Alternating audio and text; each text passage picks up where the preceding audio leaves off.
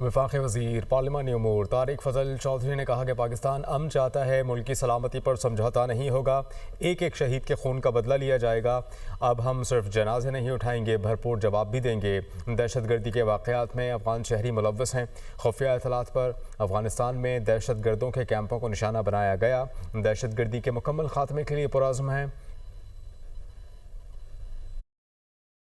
ہم صرف جنازے اٹھانے کے لیے نہیں ہیں، ہم صرف جنازے پڑھنے کے لیے نہیں ہیں، ہمارا یہ مصمم ارادہ ہے پاکستان کی سویلین قیادت کا اور ہماری آرم فورسز کا کہ پاکستان جو ہے وہ اس سے زیادہ برداشت نہیں کر سکتا۔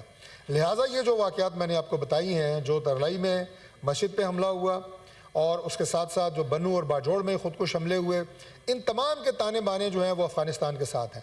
2 جگہ کے اوپر افغان شہری ہیں۔ ترلائی میں جس شخص نے حملہ کیا اس کا جو کنٹرول تھا، جو اس کے ہینڈلر تھے، وہ بھی سارے افغانی تھے۔ لہٰذا یہ فیصلہ کیا گیا کہ ایک فیصلہ کن جواب جو ہے افغانستان کو دیا جائے۔ اس کے نتیجے میں افغانستان میں جو 21 فروری کو ان کے 3 صوبوں میں نگر نہار میں، پکتیا اور خوست میں ہماری ایئر فورس نے ایئر سٹرائکس کی اور وہاں پہ 100 سے زائد کثیر تعداد میں جو ان کے آپریشنل ہیڈز لیول کے الخوارج اور جو دہشت گرد نیٹ ورک کو کنٹرول کرنے والے دہشت گرد تھے، ان کی ہلاکتوں کی اطلاع ہے۔